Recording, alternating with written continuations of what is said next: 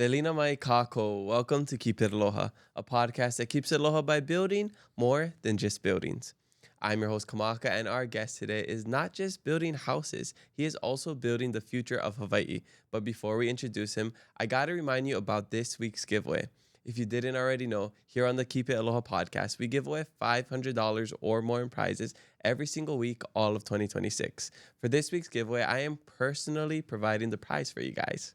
To find the giveaway details and enter, all you have to do is head to our Instagram and find the post on our profile. The full details will be in the description.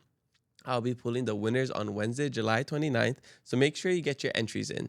For an extra 10 entries, email nicole@keepitaloha.com the secret word / phrase from today's episode. Good luck and enjoy this episode.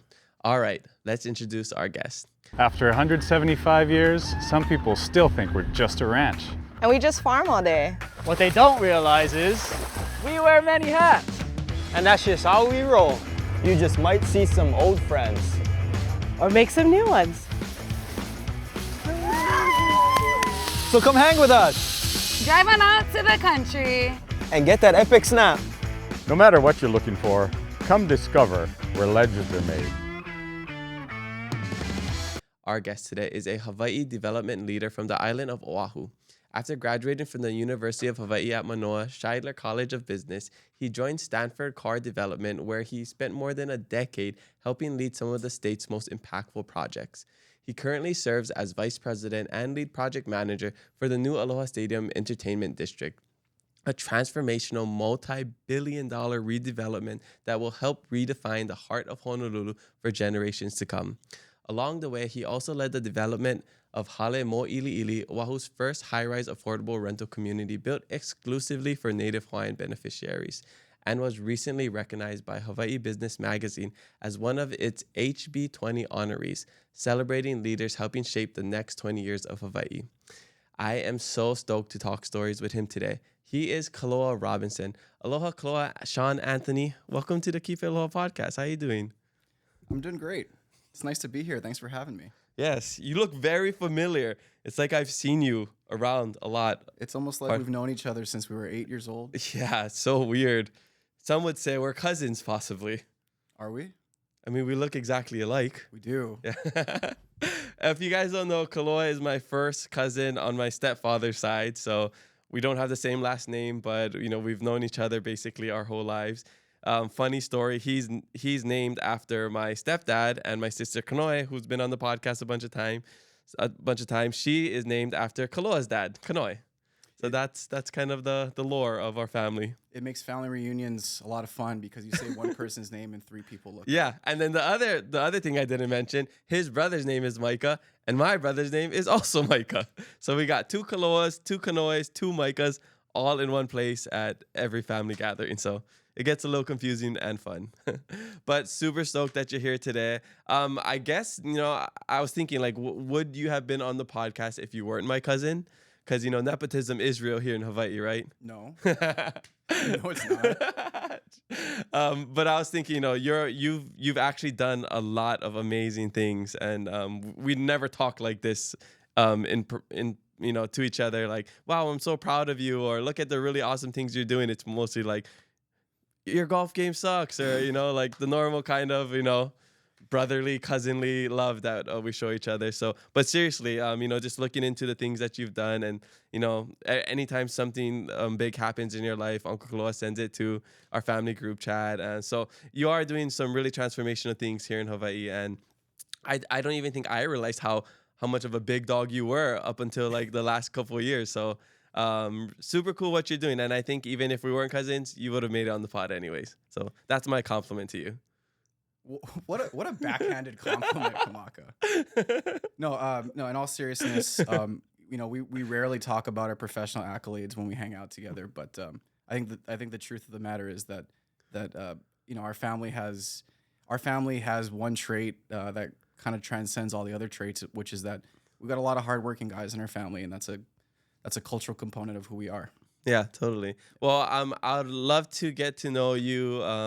I pretty much know the very surface level things of your childhood, going to school and going to college and stuff. But I'm excited to get to know the more detailed things about your life, and share it with everybody here watching. So let's start at the beginning. Where are you from? Where are you grad? And what was it like growing up? Well, listen, I'll tell you what I can tell you. Some of those details are sort of a second date conversation. So you might have to Part two. You might have to have me on later. But my name's Kaloa Robinson. I'm born and raised in Honolulu. I am certifiably unemployable anywhere else in the country except for here. So I have no choice to work anywhere else besides home. I have been in development for 11 years of my life. I've been building things, so in construction, in some way, shape, or form for about 13. So before I started in development, I spent a couple years at a construction company doing retail commercial renovations. From there, found Stanford Carr's Keaho Place sales gallery over at Restaurant Row. Walked in, looked at all of the renderings and all of the different possibilities.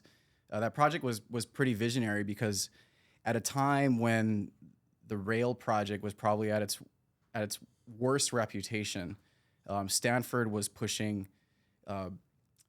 for the community to realize some of the future benefits that project could have and could transform for our daily lives, not the least of which was a concept which he brought to real life at Keaho Place, which was a mixed-use, transit-oriented development where you have residential up above, commercial and retail settings below to activate the ground floor, all connected to a rail station.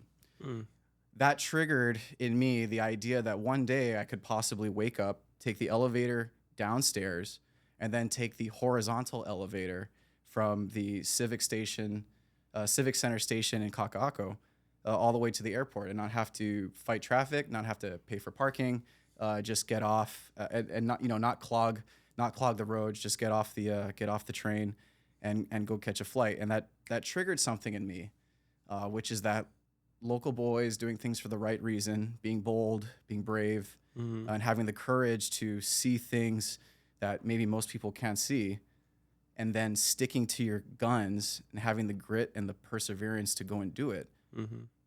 Those kinds of guys can actually change things for the better. So after seeing that project, I basically begged Stanford for a job, and he looked at me during the interview. I'm a 24-year-old kid. I can't even rent the car to go to my project on a neighbor island without paying the additional fee at the time. I should have not been entrusted with projects of that scale at the time. Because wait, 26 is the legal age to? I think it's 25. 25. Okay. I think it's 25. Yeah. So a 24-year-old kid walking in, he looks at me up and down. He lets me say my spiel through the interview, and at the end of it, he looks at me and he's like, "I'll give you a shot, kid." And that was 11 years ago. Wow. And now you're his right-hand man. There's a big team of us. It takes a village to get these things done. The role that I play is the role that I play, but there's a lot of us that come together to make these things possible. Yeah. I was just telling you right before this podcast, I've heard the name Stanford Carr for a very long time. I knew it mainly because you work for him, but I never actually looked him up and how he looked, because I know you guys work on a lot of development, and I just figured the Howard Hughes, the Stanford Carrs, I feel like it's just old white men. So we had our meeting the other day, and I saw him, and this is a local Hapa looking guy speaking pidgin, and I'm like, what? That totally threw me off, because I mean he was throwing in some pidgin words. He was just saying, yeah, if you think of that one uncle, that little older Asian uncle at the potties, that's kind of how he talked. And I was so surprised, and I didn't even realize he's from Maui, and then he moved here. So it's so cool to see that, in one of these big development corporations, there's, you in a position of leadership, Native Hawaiian, him, local brada from Maui, leading the way for our people. So I think that's really cool. Local boys can do a lot of good work, and he's definitely not like most of the other developers in town. I think developers are probably some of the people in society with some of the worst reputations. And the adage of don't meet your heroes, but I do not feel that way about Stanford. Working for him has been the privilege of my life, and it's taught me so much, not just about the business components of real estate development, but the heart. We endeavor to always do the right thing, regardless of the financial consequences of it. There have been moments where I have tried to push for a more profitable tack, and he has said, "Don't do that." One of his favorite sayings is, "Greed has no logic." So when we're out there trying to do some of these things, there's no shortage of criticism out there. But I will say one thing about Stanford Carr and Stanford Carr Development. We do not do this. We do not do the work that we do because it's the most profitable type of real estate development. Our mission is to build for the people of Hawaii. It's something we live, breathe, eat, sleep, drink every day that we're there. And that's one of, if not the most important reason why the projects we do actually get done. We do not take on the easy projects. We don't take on the simple ones. We often take on the most difficult, sometimes impossible projects because it's the right thing to do, because the people deserve it. We deserve it. It's something that I want for my friends and family and my cousins, etc. Yeah. So all of that taken together, having that kind of mentorship is exactly the thing that that made another local boy somewhat of a small leadership, put in a small leadership role. Yeah, totally. That's amazing, and mahalo for sharing that. I do want to rewind a little bit and get to know a little bit about your childhood and what led you to doing this. I mean, you said you've been building for, constructing for over a decade. Years, yeah. Like, were you into Legos back in the days? I was. Were you like a visionary? Like, what made you interested in this? I know you went to school for business, but and you grad HBA. I was telling him I think this might be our first HBA grad here on the podcast. So you're representing them proudly. But yeah, I don't remember, like, did you do sports? And because I know like you were into like sailing and like kite surfing or something for a little bit, right? So As an first of all- adult, though. Well, so first of all, I was into Legos. Okay. Oh yeah, sorry, so many questions at once. No, so I was into Legos. That was actually a critical component of probably until I was like 11 years old or something. I was constantly trying to build different things. In high school, I did a little bit of sports, but really my first foray into project management, which is just generally speaking, project management is the process of taking something that doesn't exist and effectuating it into something that does. My first foray into project management was actually a high school band that I started with 4 of my best friends. Oh, I forgot about that. Did you forget about the long Yeah, hair? I forgot about that. Yeah, I was in a I mean, I probably look a little more put together now, but for a good period of my life, I was in something like a heavy metal band with long hair, playing bass at dingy dive bars. So, yeah, that's crazy. my Using words like foray. I don't know. We got public school education here. I don't know what that means. Foray. these Punahou guys Yeah. aren't the only ones that read books. No, so my first endeavor into project management was getting our demo track recorded. We had a budget, we had a schedule. I had to herd all of the cats to get, rock band guys are not exactly the easiest people to get in a room and to have all of their ducks in a row. So putting together that demo track, hiring the recording studio, getting everybody together with all of their gear, making sure they had guitar strings, picks, had their amps were working, all of that sort of stuff. That was my first taste of project management, and I loved it. I didn't really recognize at the time what skill set that was that I was developing, but if I were to summarize it today, the skill set that I have now and have kind of always appreciated is not necessarily playing all of the instruments, but bringing those instruments together to make a song. So that's where it started, and in a lot of ways, nothing's really changed. Yeah, I mean, you're just moving pieces, but they just look different, and you're still constructing something, right? Well, yes. I mean, just like with a rock band, I do have to say that my initial expectation for real estate development was something like what the Wolf of Wall Street lifestyle looked like. I expected there to be, fast cars, champagne, fancy parties, etc. And much to my disappointment, especially for the first 8 years of it, it's just a ton of hard work and spreadsheets. And a Cybertruck order.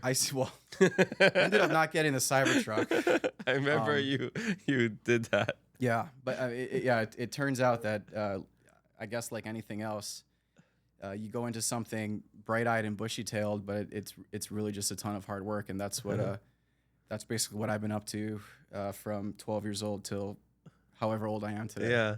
So when you graduated from HBA, you went to Mānoa, and that must have been because you're a year older than Micah. You're 2008 grad.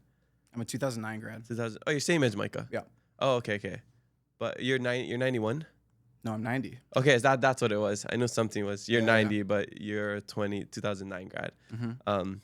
So you were there from 2009 till 2012? To at 2013? UH? I graduated UH in the spring of 2013. 13, okay. We overlapped a little bit. Yeah, I was you there were from 2011. Did we ever see each other on campus? No, I didn't spend much time Yeah. on campus. Well, I mean, if you were, the Shidler Business College is like way up campus, and in the like freshman like year, usually you're at Campus Center, or like Yeah, those that's those right. buildings in that area. So I guess I never went up there.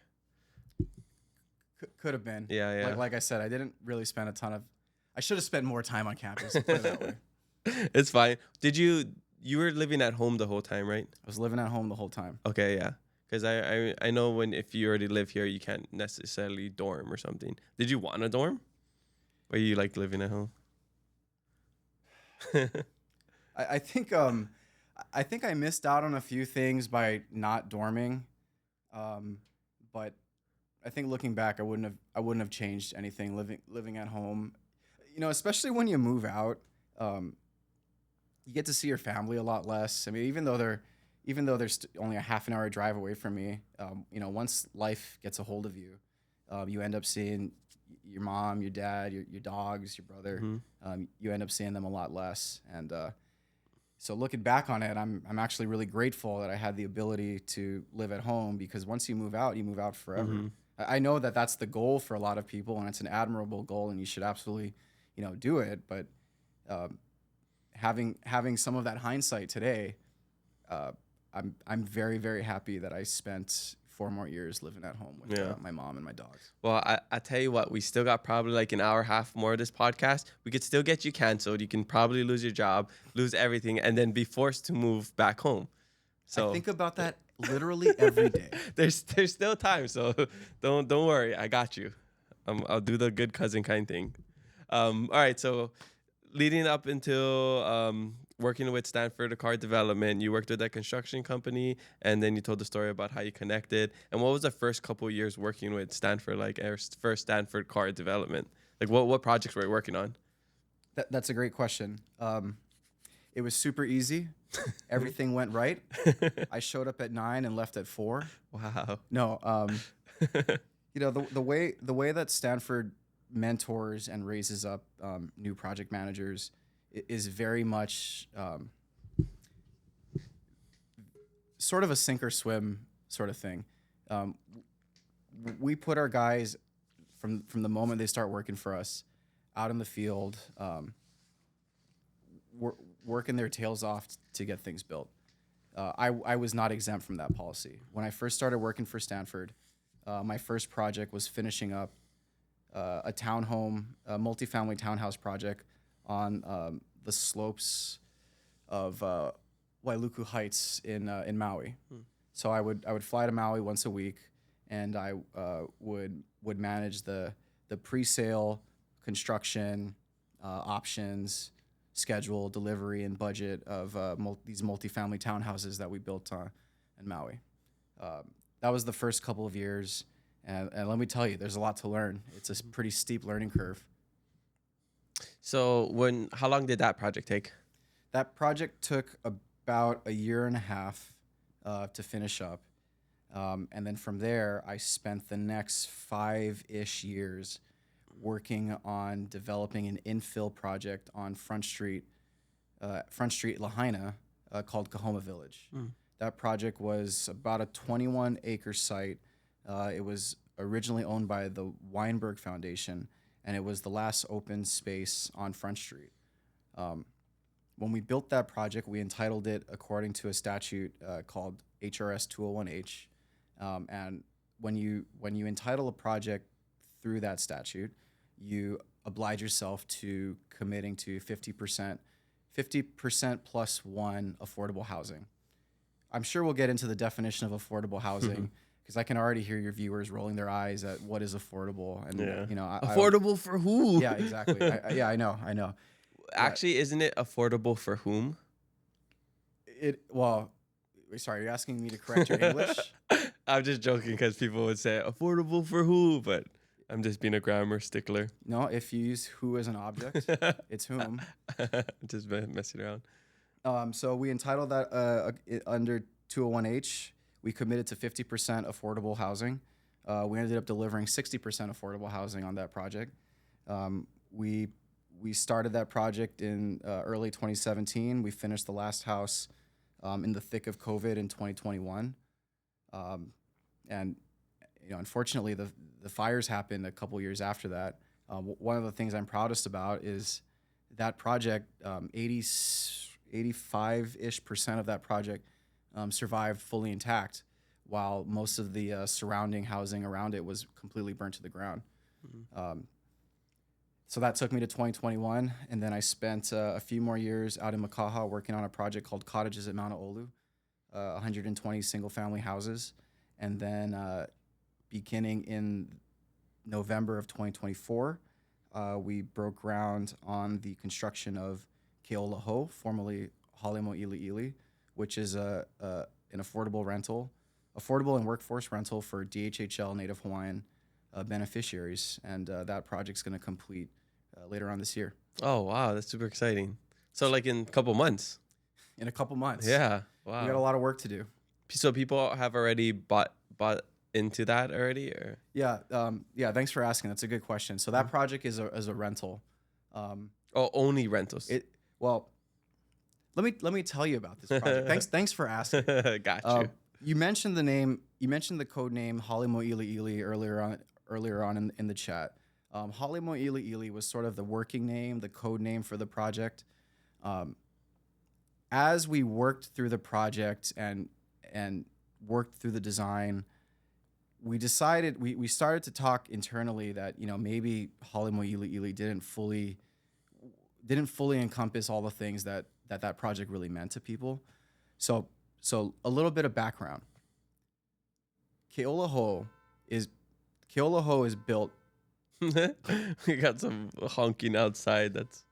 That's not your truck or your car or mine, huh? Okay, I think we're good. Ain't mine.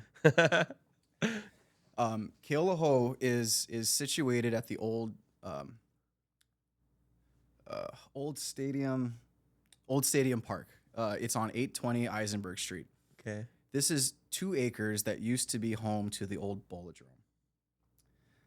This site was at one point in the past also home to a racetrack.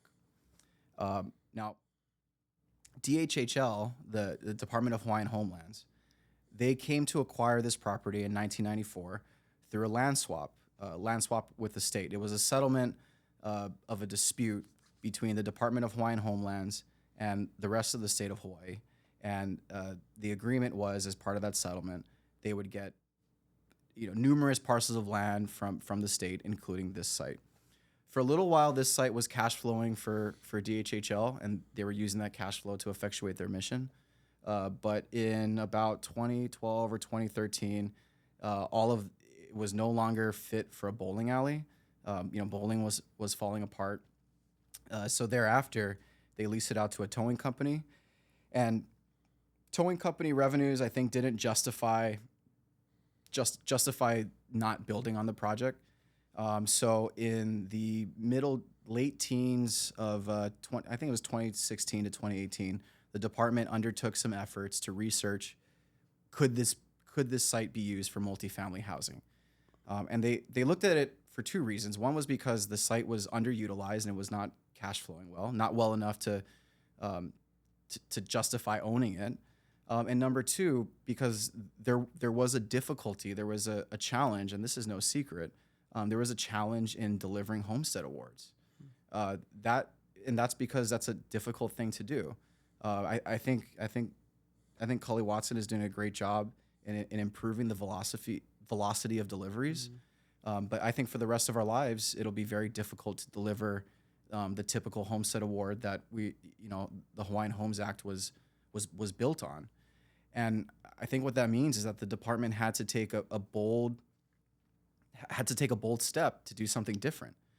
So they picked this site because it wasn't cash flowing, and because they wanted a developer, a private third party, to undertake the design, the engineering, all of the entitlements, and the risk to privately finance it, so that their resources weren't taken away from their core mission, and someone else could build a low-income housing or affordable or workforce rental on that property for Native Hawaiians. That RFP went out in 2019. We submitted an application for it. It was a competitive process. We were awarded, and once we were awarded, we began all of the design, entitlement efforts, et cetera, and broke ground on that in November of 2024.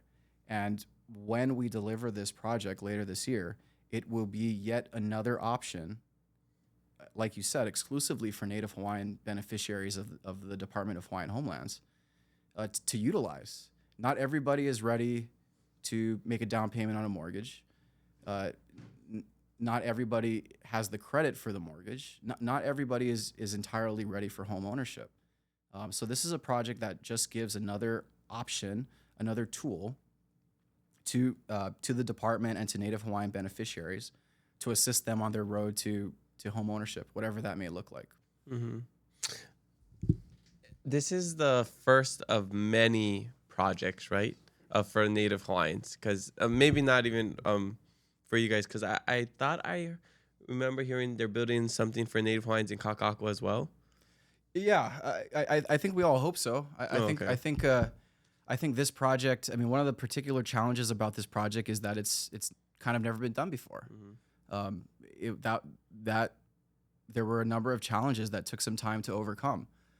We genuinely hope that some of the lessons learned from going from the original RFP in 2019 to finally starting construction in 2024, we hope that the department or maybe other developers or even us, if we're selected to do future projects, we can learn from those mistakes, those lessons learned, and deliver these things faster.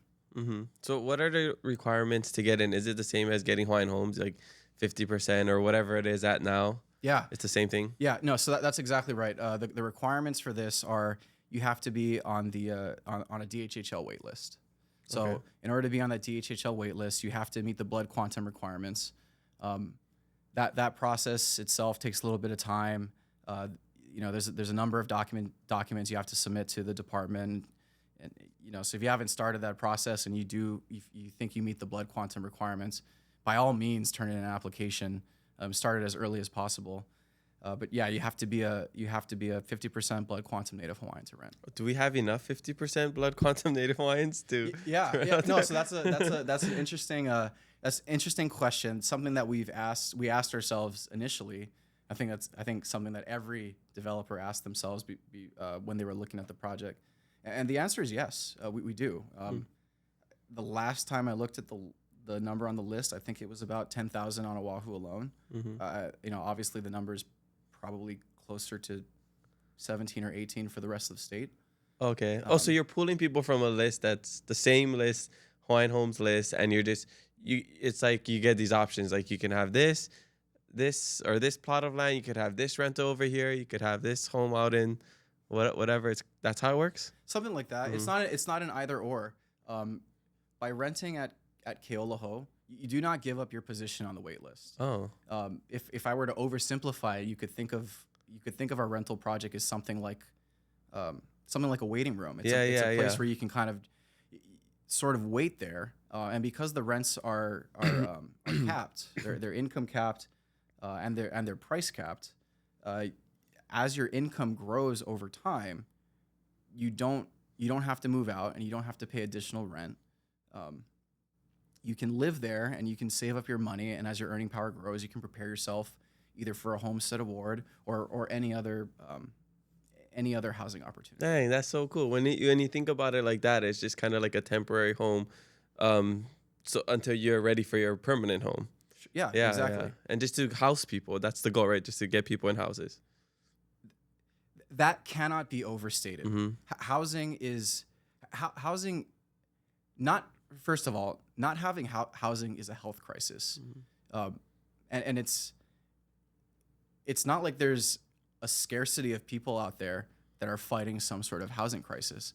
At the extreme, obviously, it's living on the street. But there's other more hidden forms of it where, like, for example, you might have 3 generations of people living under one roof. You could have 5 or 6 people in a 1 bedroom or worse. You know, there's all sorts of different variations of what it looks like to be semi-unhoused or completely unhoused. And projects like this make it possible to have a safe and comfortable and reasonably affordable place to live. Mm-hmm. Dang, that's awesome.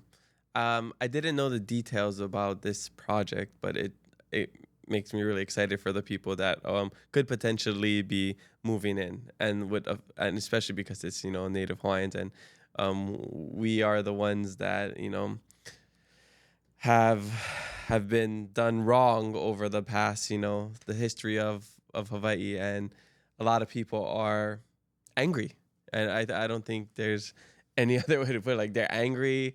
They're mad that there's no reparations. They're mad that the wait list is so long.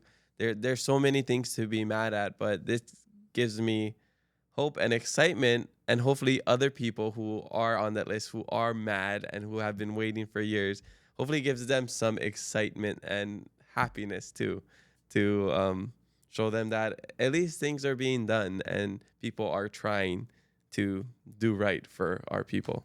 Yeah, I mean, that is exactly right. If people are upset or they're frustrated, or like you said, they're just flat out angry, it's because there's a problem. That problem doesn't exist because yesterday someone made a decision. That problem exists because for 100 years, it's been incredibly difficult to deliver homestead awards. That's not going to change overnight. In fact, it's a very difficult thing to change even over 10 or 20 years. In a lot of ways, I really commend the department for a pretty bold and courageous decision to put this out to a third-party developer, because it's a big risk for them.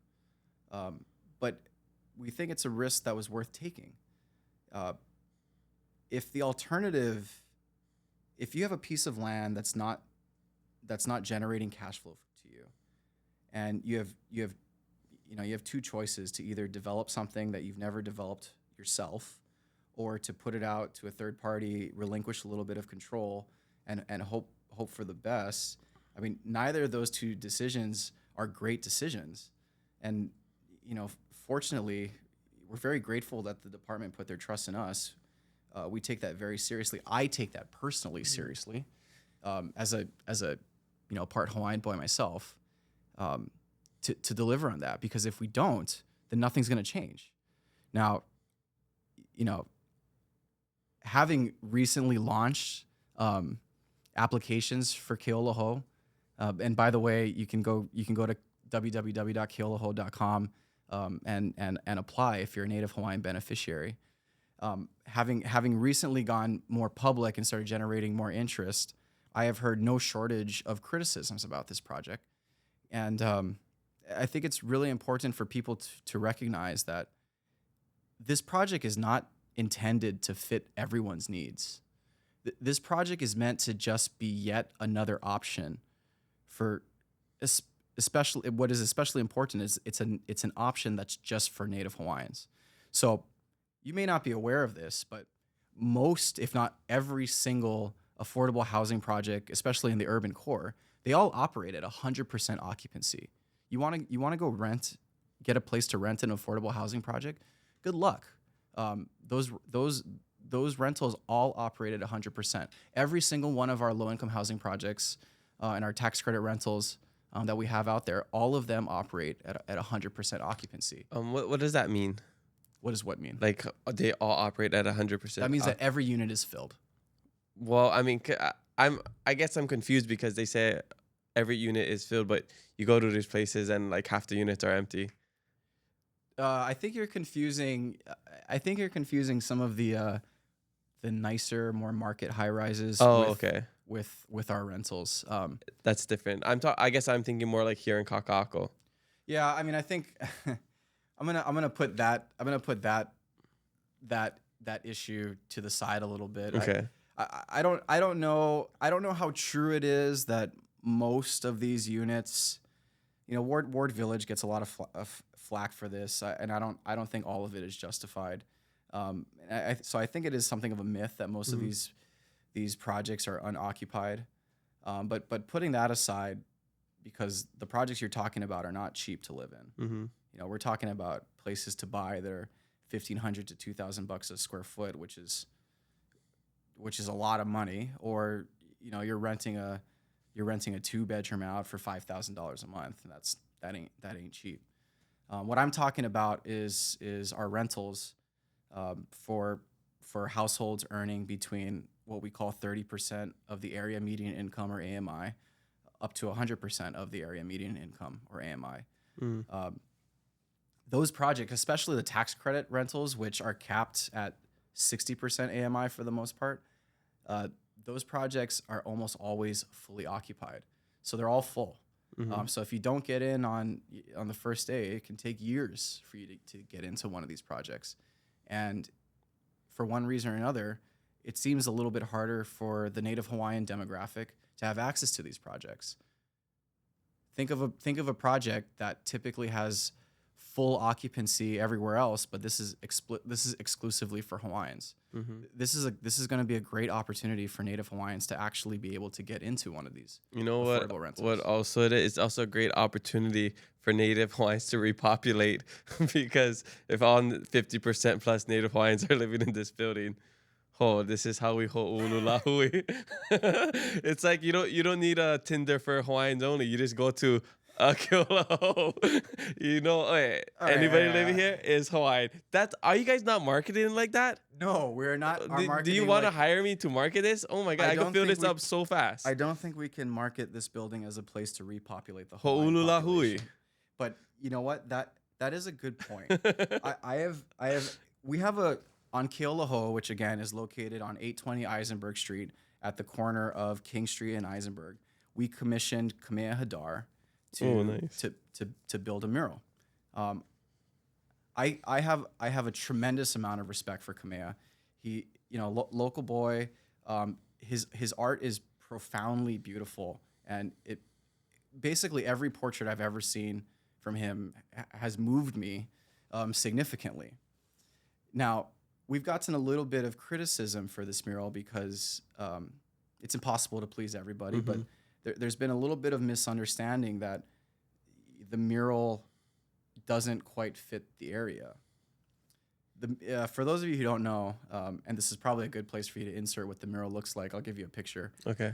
It features the I'iwi bird and the O'o bird. The I'iwi is the red bird, and the O'o bird is the black and yellow bird. Those two birds were the source for the feather capes, the Ali'i feather capes, the red, yellow, and black capes that you see in traditional Chief Hawaiian. of War. Chief of War being one of the best examples of it. The O'o bird, the black and yellow bird, is extinct. It's probably extinct. It was last seen about 100 years ago, early 1900s, and the I'iwi bird is critically endangered. That's an allegory for us. And the I'iwi bird, one of the reasons that the I'iwi bird is not extinct is because there's been the state's put in pretty significant resources to protect that bird. To see it go extinct along with the o'o would be a tragedy. And we as Hawaiians, we're not exempt from that. I mean, you make a joke about it, about repopulating the Native Hawaiian population, but that's the truth. And I think for the first time ever in history, there are more Hawaiians living away from Hawaii than live here. And, you know, this development game is not easy. I mean, you remember when I didn't have gray hair, and that wasn't very long ago. I have noticed a little bit. Yeah. This isn't easy, but one of the things that drives me is a profound desire to not see our people go extinct. That painting is a reminder that, number one, extinction is possible in the form of the o'o bird, but number two, extinction is not inevitable in the form of the iwi bird. And quite frankly, if we don't all get together to make a meaningful, profound dent in the supply of housing, and especially the supply of affordable / subsidized housing, then we will not. We will end up more like the o'o than the iwi. Wow, I mean, that's beautiful. I'd never thought of it like that. And I guess, like you mentioned, people are always going to have their opinions. People are always going to criticize, even when they're not doing the work. A lot of it comes from people who are of the local community because they feel more strongly about it than, you know, people passing by. But I love that you were able to explain that to people, because maybe they're watching this and they're like, oh, I didn't even think about it like that. Because I think we just have these ideas in our head of how things should be, you know, like everything ranging from like, you should become a doctor. This is what your life should be. You should date this type of person. You should, you know, go to college over here. You should only eat this. You should dress like this, you know? So like when you're making the mirror of that, you know, this is what I imagine in my head how this should be, and this is how it should be. So if anything goes against what I think in my head it should be, then I'm upset. And I think there's a lot of people that think like that, you know, and that's what social media kind of breeds, is like, you know, showing you so many different images of what things that maybe you agree with, don't agree with, and then it builds this fire in you to vocalize that through text behind a screen. Yeah. And it happens a lot. I mean, with this podcast, with a lot of things. So especially in the development game here in Hawaii, I can see how polarizing it can be. But I mean, just from hearing that alone, and I might not know all the nuances of Mōʻiliʻili. I can't speak on that because I'm not from there and I didn't do my research. I mean, I get my hair cut not too far from there. That's about the closest I thought thing. you cut your own hair. No, I Looks could. like it. I can. That's an insult to Mojo Barbershop. Taylor, do not let this guy into Mojo Barbershop. Shout out Taylor, always giving the fresh haircuts. Stay handsome, not hamajang. Mojo Barbershop, not an ad. Anyways, Sorry, you're not invited into to Mojo Barbershop anymore. But yeah, I think it's a cool project. I think the intention is good, and people are gonna think what they want to think no matter what. But I think it's gonna be really cool, and it's gonna be really funny when people start dating each other in that building and find out they're cousins. Anyways, so we have so much more to talk about. Let's move on from this. We have tons of social media questions, so I'm going to take an early shishi break, and then we'll come back with social media questions. But actually, before we do that, every episode we do a giveaway, and this episode I'm giving away this shaking massager. It's like a thing you put on your belly, kind of like something you use to like lose body fat, whatever. So that's the giveaway this week. I'm giving it from my collection for you guys. So I asked the guests for a secret word or phrase that they can send to my assistant for extra entries. So if you can think of a word. Right now? Yeah, just on the spot. The kind? The kind? Yeah. DAKINE? Yeah. Okay, we love it. Send the kind to the kind at the kind. But email the phrase the kind to Nicole, NICOLE at keepitaloha.com for extra 10 entries into the giveaway. All right, we'll be right back. I just wanted to say a big mahalo to our travel partner, Hawaiian Airlines, for supporting this podcast. One thing I always appreciate about Hawaiian is that no matter where you're headed, they always find ways to bring a little piece of home with you. Starting July 1st, they're rolling out a new onboard dining experience featuring meals created by Maui's own chef Sheldon Simeon. So, whether it's mochiko chicken and garlic noodles, a teriyaki chicken bento, or an island-style breakfast, you'll be able to pre-order your meal before your flight and enjoy a true taste of Hawaii in the air. And for our Kama'aina listeners, Hawaiian is saying mahalo to its Huaka'i members with a special launch offer. Huaka'i members can receive their first 2 pre-ordered meals free as they try out the new menu. They're also featuring local favorites like Anahola Granola, Diamond Bakery, Hawaiian Host, and Honolulu Cookie Company on board. Check out the new menu and book your next trip with Hawaiian Airlines. All right, we're back from a quick shishi break. Mahalo to water for hydrating us today and whatever is in Kaloa's cup. All right, let's get into the social media questions. And let me just preface this by saying you are the guy who is behind the Aloha Stadium project, the new Aloha Stadium project that we're all so excited for. I'm one of the guys. You are the guy in I'm our, one of you the are the guy, guys. okay? You're the guy in our head. At least our connection to it. So when we want stuff, we'll go to you. So I was just prefacing that because the first question comes from Kaloa Robinson. Who? Exactly. I love that answer. Thank you. Somebody named Kaloa Robinson. She says, will the Aloha Stadium have free tickets for food and drinks for relatives? Asking for me. No, Kanoi. You have to pay for your own hot dogs and fruit punch. What about like if we buy like a suite or something? If you buy a suite, we'll throw in some hot dogs. How much and is a fruit suite? punch. Projection. Just so I know how much money I need to make in the next couple years. That's a good question. Probably. You're touching on kind of an important thing, which is like, what is the stadium worth? What are some of these things within the stadium? What are they worth? There's no good way to answer that question. I wish I could just throw out a number and tell you that that's the number and that's what it's worth. I can't. I can tell you that across the country, the values of suites range dramatically from maybe about $50,000 a year to $500,000 a year, and maybe a little bit more in some of these high value markets. But putting that aside, that very question that you're getting on is not a simple thing to answer, and we don't have that fully understood just yet. Part of the process of designing a stadium is understanding, when you design something, what is it worth? We're in the middle of that process now, and it's not a question that we're gonna be able to answer the next couple weeks. It's probably gonna take a few more months before we really fully understand how much those suites what the value of those suites are, before we can put them out to market. Okay.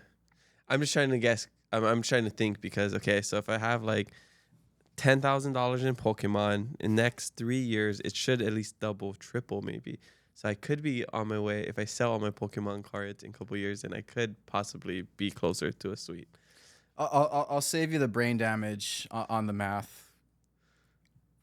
We'll take care of you, Kamaka, when you come. Yes, thank you. We'll take care, and whoever Kanoi is, if you know her and you can vouch for her, then maybe she can come too. Maybe she's watching this and she can reach out. It's funny because legitly, since I went to my first suite last year at the SoFi Stadium, and I think I was thinking, I don't know if I want to buy a house anymore. I think I want to buy a suite. Yeah, just because I love sports so much. Well, I mean, that particular experience that you had, you didn't buy the suite. Yeah. We just paid somebody. Yeah. So, one of the things that we think about when we're designing the future Aloha Stadium is we don't want some of these nicer experiences to be so exclusive that they're invite only. When we're thinking about what we're designing for the stadium, we're not just thinking suites. We're thinking other areas that have some suite-like amenities to it. Maybe a little bit of exclusivity, nicer accommodations, a little bit of a bigger seat, etc. But in a way that we can offer this at a much lower price point than buying, a 10-year commitment on a suite. Most of the suites you go to across the country, or even at TC Ching, those are not suites that are typically reserved or owned by individuals. They're reserved or owned by large corporations. All the big banks have them. A lot of the big companies around town have them. So they're not exactly cheap, and they're definitely not available to just regular people like you and me. A better question to ask is, will I be able to enjoy some sort of suite-like experience there without having to pay hundreds of thousands or millions of dollars to own a suite and have to commit to that for over a decade? And the answer to that question is yes. One of the criticisms we get about the stadium is that it was originally slated to have about half of the original seating capacity as the new stadium, or as the old stadium rather. And we take that criticism seriously. But the truth is that there's so many different ways to enjoy a football game cheaper than physically going to a stadium. Seat capacity is not the way that we can enrich the experience of the game. So when we're looking at the stadium, we're focused heavily on what are the different ways that we can enrich the experience of the people that physically want to come to the game, rather than how many people can we physically fit into a stadium. So it's very much a quality versus quantity discussion, but importantly, not just quality for the upper rings of Hawaii society. We're trying to design it so that there's something for everyone. Okay, awesome. All right, so we have more questions about this, but I guess just get this out of the way. I was thinking maybe I'll wait till after we talk about Aloha Stadium, but everybody just wants to know. I think this is the golden question. And Kamalani Keao, one of our followers, asked, how long is it going to take? Yeah. Yeah, I ask myself that question every day. So let me preface my answer with this is a difficult project. We haven't built a stadium in 50 years. And the last stadium we built, it's pretty impressive. The last stadium we built could transform using NASA technology on rails between a football configuration and baseball configuration. That was a pretty impressive feat for us to do 50 years ago. Nobody's done a stadium in at least 50 years. So if you're trying to rely on Hawaii talent, Hawaii leadership, there's a dearth of it. It's not something you'll find.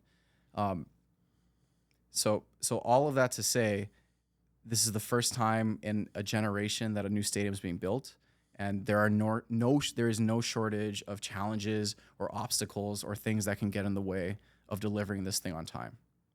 That said, our outward commitment is our outward commitment to the state, to the people, to the UH football team, is to find a way to deliver this thing for the fall of 2029 football season. And our firm is going to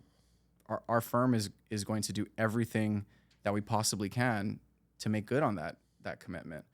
It is a big and bold and maybe a little stupid of a commitment to make, but that's the kind of thing you're only going to find from local boys who care more about the impact to our friends and family and to our larger community than we do about the bottom line.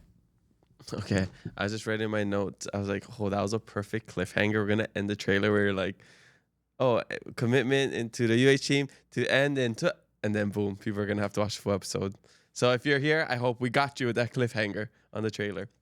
I mean, it's a huge project, and for us locals, people that enjoy going to these events, that we enjoy being around people and just the crowd environment. I mean, we have so many great memories of Aloha Stadium, whether you are a fan of sports or not. Maybe you're just a college student, you tailgated and you went to the game stumbling in with your friends and you didn't even watch the game, but you had a great time. Or, I remember coming to watch the LA Galaxy play at Aloha Stadium when I was really young and flew to Oʻahu just to watch that game.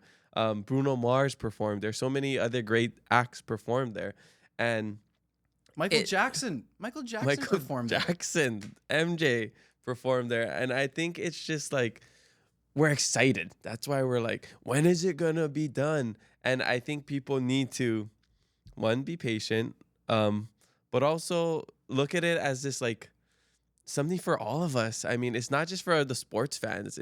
It's for the pop culture fanatics, the people who like music too. You know, like people that want to see Sabrina Carpenter or Taylor Swift or BTS. You know, like they can't do that at the Blaisdell. They can't do that at the Waikiki Shout. Like they're gonna need a high functioning, beautiful, high quality, bigger stadium like Aloha Stadium. And I'm sure you guys are taking all of that into consideration, not just for the sports things.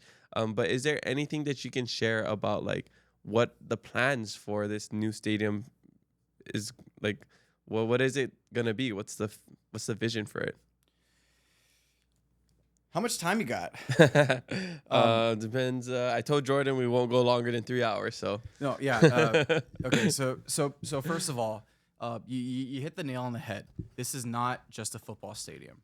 The stadium has this stadium has to have multiple uses available for it, because one of the things that led to the old Aloha Stadium falling into the state that it was its difficulty in cash flowing. You cannot think about designing a stadium solely for the UH football team and maybe a few other football games in between. You have to think about this thing as multi-use across a number of different sports and a number of different other presentations. So what that means is this is not just a football stadium. We're designing the stadium with natural grass so that we can also accommodate professional rugby and maybe even professional soccer. awesome. You know, we've been talking to rugby organizations in Australia and New Zealand because they love Hawaii. They desperately want to come to Hawaii, and there's just no venue for that. So we're designing the field. We're making the fairly brave decision to go with natural turf, because natural turf is a very difficult thing to get right. It's hard to maintain. It's more expensive to install. You end up having to replace the field, you know, maybe once a year, sometimes twice a year, and that's not a cheap thing to do. But it's hypercritical to make sure that we have more than just our UH football games there. So bringing in professional rugby and professional soccer is not only going to activate the stadium, but think about the fact that you could be a Hawaii person who, instead of having to spend $2,000 on a round trip plane fare for you and your partner, plus your hotel, your rental car, to go see a game or go see a concert or something on the mainland, you can do that in your backyard. We don't have that. It's like you said, you can't host some of these big name people at the Blaisdell. I mean, you know, no disrespect to the Blaisdell. That's an excellent venue, but it just doesn't have the capacity to do these things. This is something that Hawaii deserves. Whether we were the ones selected to build it or not, the redevelopment of Aloha Stadium is important.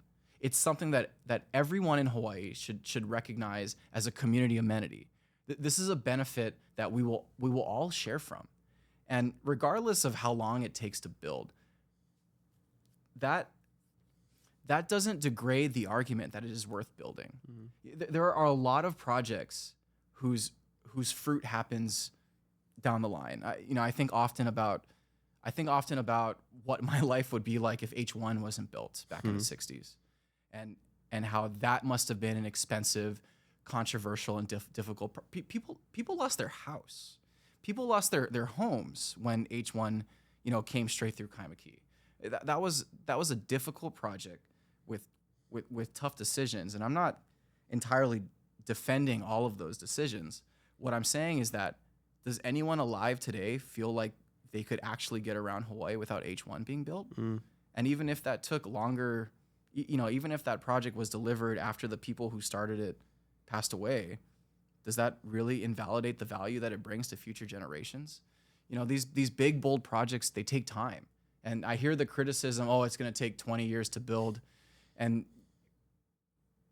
by the way, that's not why Hawaii Business Magazine selected me for the next 20. Not because the stadium's going to take 20 years to build. But that doesn't invalidate the investment. Some of these things take time.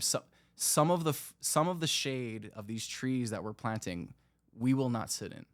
We will not always, the people alive today will not always enjoy all of the value created. But that does not mean we should not do it. The stadium and the surrounding district are one of those things. We have an abundance of opportunities available to us if we can get the stadium right. And those opportunities they're going to percolate into Hawaii society for generations. Yeah, I think that's a very Hawaiian mindset of like, we're planting this ulu tree, we're planting this kalo, not just for us to enjoy today, but for our future, kids and relatives to enjoy in the future and continue to sustain them for many, many years to come.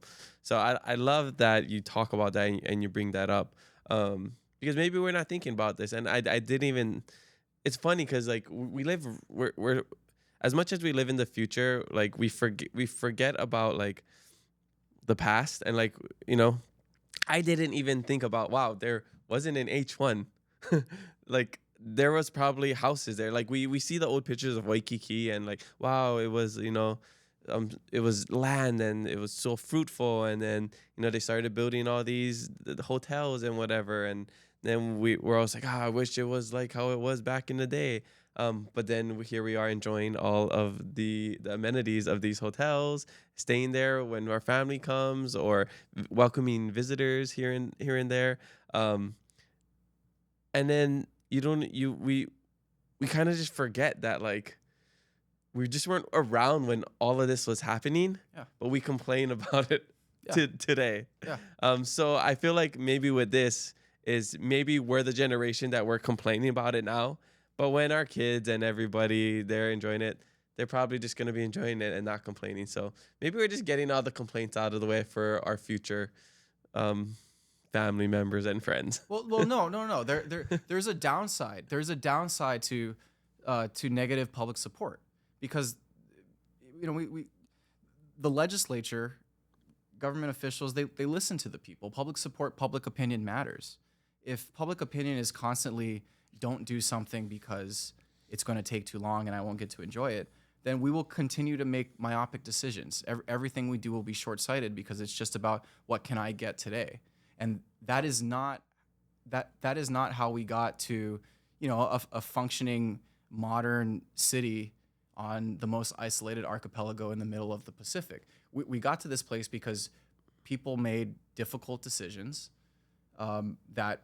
whose benefit they wouldn't necessarily get to enjoy. It's important for all of us to think about, what's important for us today, but maybe most importantly, maybe more important than anything, what's important for the future. Mm-hmm. It's what I think about all the time. Mm-hmm. So what is like the biggest pushback that Aloha Stadium is getting, and like who's funding it, and do you think that rail being such a big issue causes some of the like, oh, it's just going to be just like the rail. They're going to take forever and nobody's going to use it. Do you think that's all connected? I think these issues are complicated. And I think the rail, I think the Skyline project has made meaningful improvements to its delivery. I mean, the fact that I look outside my window and I can see columns coming to, my future TOD station makes me extremely optimistic about the future. It is very easy to criticize other people's decisions, especially if you have no skin in the game to change it. I think what Lori Kahikina has done in her time at Hart is inspiring. I look to her as something of an example because right there is a local girl, making bold managerial decisions to try and right the ship, to deliver on the promises that governments made. Having heard all of the criticisms about the rail for the last 10, 20 years, none of them have swayed me from its importance. there are times of the day where our traffic infrastructure does not work, and we have no alternative. If the freeway is shut down for any reason, how do people get from town to the west side? And that's not a trivial inconvenience. Not being able to get home is a problem. Spending hours in traffic a day is a drain on society. It's the worst. It's I a hate legitimate it so much. drain on your health. And I Yeah. think the idea that you can take a horizontal elevator from the Civic Center in town all the way out to Kapolei is an amazing investment. Projects in Hawaii are difficult. It is hard to do things here. Speaking from experience, it is. You could look at any number of the things that I've done myself and come up with a list of legitimate criticisms. That doesn't mean that we shouldn't have done some of the things that we should have done. It's very hard for me to find a regret about any of the projects that I've built in my career. I take that very seriously. We do not work on projects that are not good. So, with respect to the rail, I think that's something that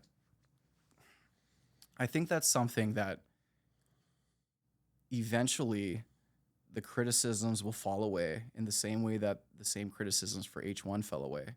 And it will become an integral and critical part of our livelihood.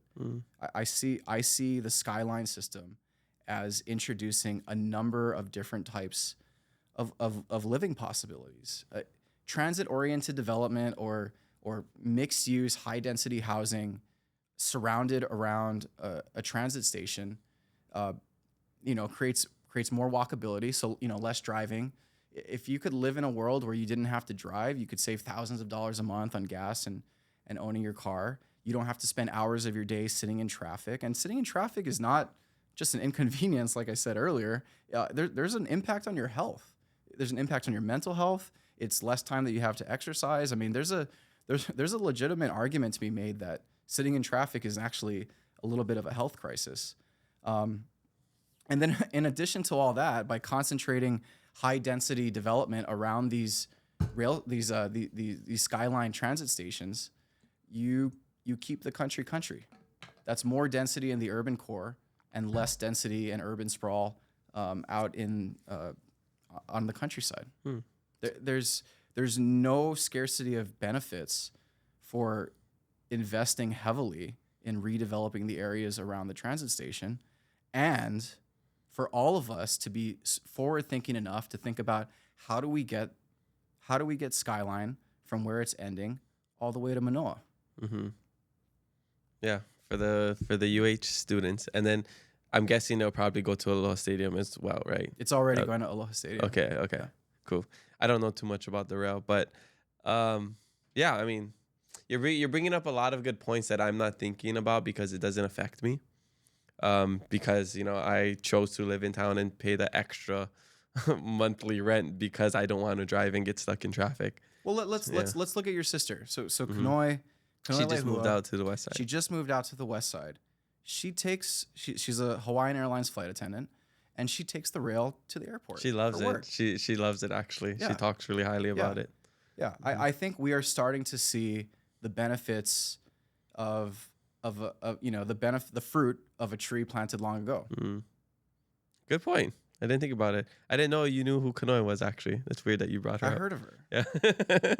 All right.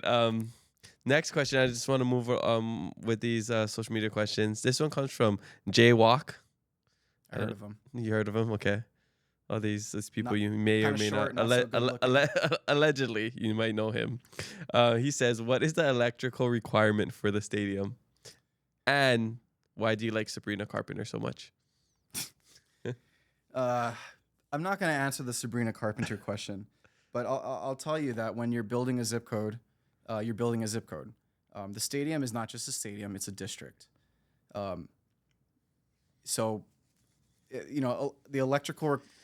The requirement for electricity for the stadium is that we have to build a substation, and that's because a stadium today is not like a stadium 50 years ago, or 10 years ago, or 20 years ago.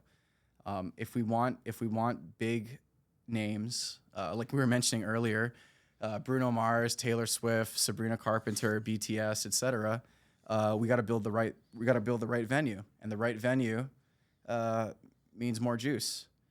So it's this is a component of a lot of different developments out there. So in a lot of ways, Aloha Stadium's no different.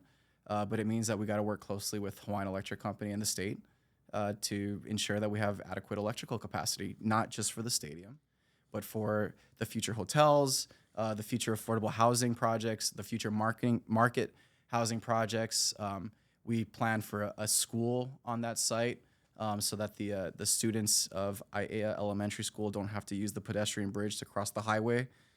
They can come on site, or the people that live there can come on site and use the school that we eventually build there, so that we have adequate capacity for the future Polynesian Cultural Museum, for the Hawaii Sports Hall of Fame. I mean, any number of the unique uses that we're planning for this site.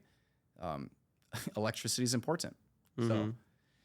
Well, going based off that, like, what are some things that you can share? Like, because you mentioned like the Hall of Fame Museum, you mentioned some of these other things. It's also being mentioned as the Aloha Stadium Entertainment District.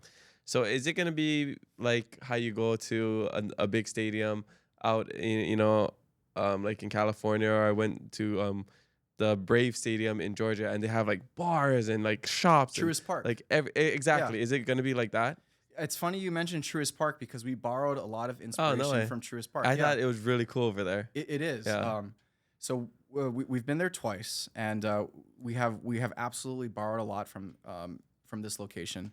Fun fact: the same guys that designed the Atlanta Braves stadium, Populous, they're also designing Aloha Stadium. Oh, okay, that's exciting. I'll use this as a shameless plug. Our team is among the best experts in the world for designing these things.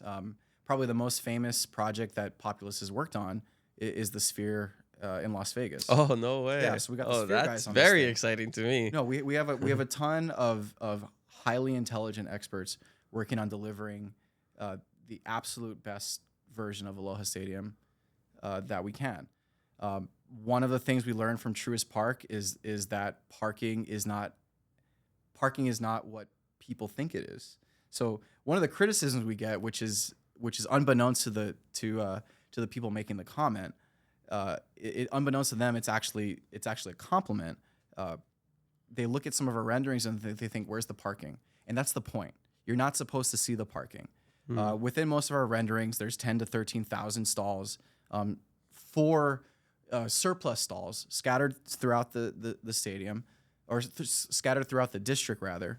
That people will be able to utilize to park at the stadium. We don't want people to see the parking. We want people to see the potential. We want people to see what's actually there. We're not designing this thing so that a bunch of cars can hang out. We're designing this thing so that people can enjoy themselves, or can live, work, play, learn, thrive. That's the goal. So, what about the tailgaters? We have some very, tailgating. What tailgating was, the culture of tailgating will stick, but the exact methodology of tailgating is going to shift a little bit over time. There is a modern version of tailgating that we're working on delivering, and I think over the next couple months, as that design gets a little bit more fleshed out, and we can make that more public, I think people will start to understand that this is not your grandfather's tailgating experience. This is something new for a new generation. Okay. All right. So I want a bouncy house. I want Pokemon vending machines all around, a private parking for me, and I guess for Fate too, just in case she wants to drive. A casino would be really cool. Maybe a casino, a couple tables. A water slide would be super cool, and maybe a Ferris wheel. No, it's a good thing you told me that, because I've been wondering as we do this design, like, what does Kamaka want? Yeah. And so now that you've told me, I can take this back to the team and we'll get it. We'll Okay. get it done. If you give me Stanford's number, I could just text him directly if you want. Yeah. Go text him all the things you want. Okay. See what he says back to you. Okay. So you're not gonna tell us why you like Sabrina Carpenter so much? She's just good. I mean, I'll leave it at that. She's just good. All right. Okay, flip-flopping between districts right now. This next question comes from Keenan Basug. This person, shout out to Keenan, great videographer. He says, why does the state/developers insist on building more and more in the Kaka'ako/Ward area? I don't know. I don't know if insist is the right word to ask that question.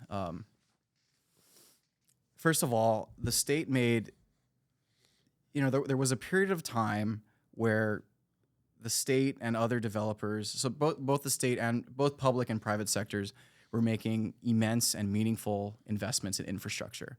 Some of that was roads like H1 freeway. Some of that was electrical. So there were a number of power plants that were developed in the 80s and 90s that are critical to our everyday life. These lights, included.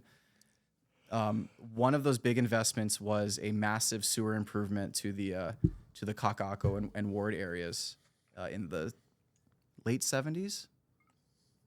And one of the reasons for that was to create a more walkable area. So there's a very typical criticism about certain areas of Honolulu being overpopulated and full of traffic. And there's some rightful criticism to that. It is a little crowded from time to time. But the important thing is that high density urban living and walkable living in particular is highly correlated with a higher quality of life. This was something known 30, 40, 50 years ago, and it's something that's still true today. There is a meaningful benefit to not having to get in your car to drive 20 minutes somewhere else to go to the grocery store. It is there's a meaningful benefit to being able to ride your bike to work or any other number of multimodal transportation. When you invest in infrastructure in a high density area, you create efficiencies, and in addition to those efficiencies, you end up creating a higher quality of life. There's not enough land in the state, or not enough developable land, not enough land that we want to see developed to give everyone a single family house.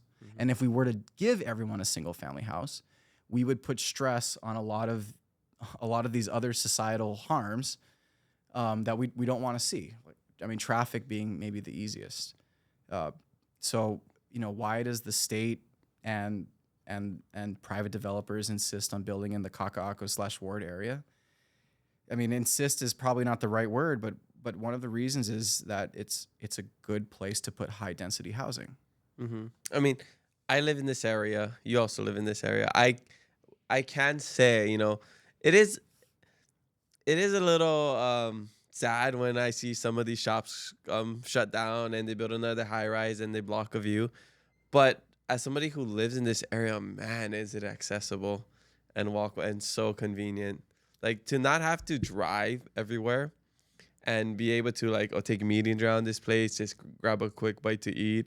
I'm not super far from Ala Moana, so if I really needed to go to get more things, grocery shopping, not too far from Costco either, even though I don't know if you want to go to Iwilei. I just better just driving to Hoʻikai, guys.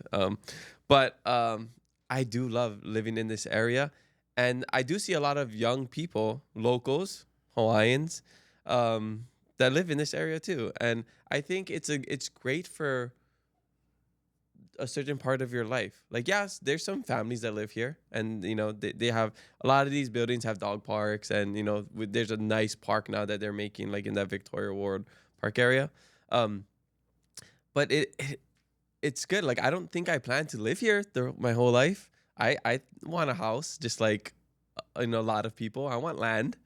I want grass. I every time I go back to Hilo, I'm like, what is this green big thing? Oh, it's a yard. Yeah. I almost forget what it looks like. But, I think for working individuals and like people my age, our age, hustling, I think it's great to live here. I love it. No, you're totally right, and you also hit on this other aspect of your life, which is that you're going to have different living needs at different stages of your life. So, right now, it's just you and Faith. Eventually, it might be you, Faith, and a couple of young kids. whatever. It's not. I'm using you as an example, Yeah, but the point being that different people go through different stages of their life. You might start as a condo liver when you're your age or my age, and then you might need to graduate into a single family home. And then at a certain part of your life, maybe the later part, you're tired of taking care of your yard and you want to move back into condo living. Hero just did just published a piece not too long ago where they talked about the domino effect of this. I think it was the Central on Ala Moana Boulevard, which was where building this high density multifamily high rise in town catalyzed eventually the availability of a single family home somewhere else. So the gist of it was that someone vacated a single family home and sold it and put it on the market so they could go live there, go live in this high rise. That's a meaningful and positive consequence of building high density residential. The other part of it is that we just need more housing. Affordability is every politician I've seen in the last decade or so has campaigned on increasing affordable housing, and we can talk all day long about the different policies you can effectuate. But at the end of the day, the only way that we're going to make a meaningful impact on affordability is by increasing the amount of housing we have. And one of the quickest ways to increase, or one of the quickest places to increase the amount of housing is in town. So I guess we haven't covered what affordable housing means yet. Yeah. And like what is affordable and who can afford, a $4,000 rent, $5,000 rent, $2,000 studio. Right. I mean, it is expensive, and what I'm paying, financial advisors would all advise against it. Yeah. My brother always tells me, "Come on, go just move Big Island. Yep. Your rent's more expensive than my mortgage." He's always saying that. But I mean, there's pros and cons of it. Like, yeah, I pay a lot, but then I don't have to drive. I'm not stuck in traffic for hours, and I think to me that's my mental health is more important than saving money in this point of my life. But it is expensive, and it doesn't make sense for a lot of people. It honestly doesn't make sense for me to even be paying that for what I'm doing. I know there's these affordable places coming up, like, oh yeah, 60% is affordable housing and whatever it is. Renting's one thing, buying's another thing. I think there's a lot of programs that we can do that I don't even know about, that I'm still learning about, that makes it more easy for us to buy a house. And I think we just might not know about these things. But what is affordable these days? Because our cost of living doesn't match any salaries that not any, but most salaries that people have. Yeah. Great question. Kanoe would never ask a question that good. Probably. So, yeah. First of all, affordable housing is kind of an abused term, because what's affordable to one person is not affordable to another. The technical definition of affordable housing is that your housing costs are No, I wasn't signing at you, by the way. I was just scratching my nose. Thought I had something on my nose. Yeah, if you guys are watching. I just realized that. I was like, my nose was just itchy, but I was like, I think he thinks I'm signing to him to like, cool, you got something on your face. Yeah. No. So that's funny. Okay, let me start over. The technical definition of affordable housing is that you spend no more than a third of your gross income on your housing costs. What that translates to practically, because you're probably spending a third of your gross income on taxes, is that about half of your take-home pay goes to housing, and that ain't cheap.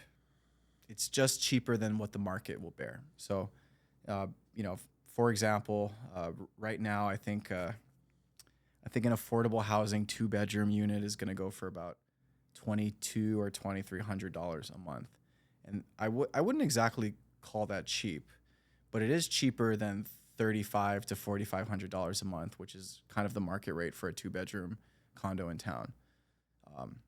And that is a fair criticism, because it's not, everybody wants affordable housing, but there's no such thing as an affordable carpenter or an affordable mason.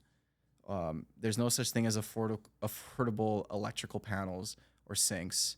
You know, and especially for us, we try not to deliver a level of spec finish that is obviously something that you would call affordable housing. We really go out of our way to deliver a product that's comfortable to live in. We put air conditioning in every apartment we build. We put, you know, carpet in all of the bedrooms. We really try to deliver something that feels like a brand new, you know, comfortable place to live. That isn't cheap, and so it just turns out, partially because we're, again, the most isolated archipelago in the world, and everything's expensive to do here, and you know, partially because it's just difficult to get some of these projects built. For a number of reasons, it just ends up not being very cheap to build these things. And the harsh truth of it is that they have to be financially feasible. We don't do these. We don't come up with tens of millions or hundreds of millions of dollars out of our own pocket to build these projects. We have to leverage every financial tool in the box to get them built. We have to utilize Section 42 of the Internal Revenue Code to generate and then sell low-income housing tax credits to subsidize the equity portion of our capital stack. We have to rely on HUD 221 D4 senior mortgages to capitalize the largest chunk of the capital stack. And at the end of that, we still need rental housing revolving fund monies. And putting all of those monies together requires a decent revenue generation. It turns out that sweet spot is the 1/3 of your income of your gross income has to go to housing costs, and that's not cheap for most people.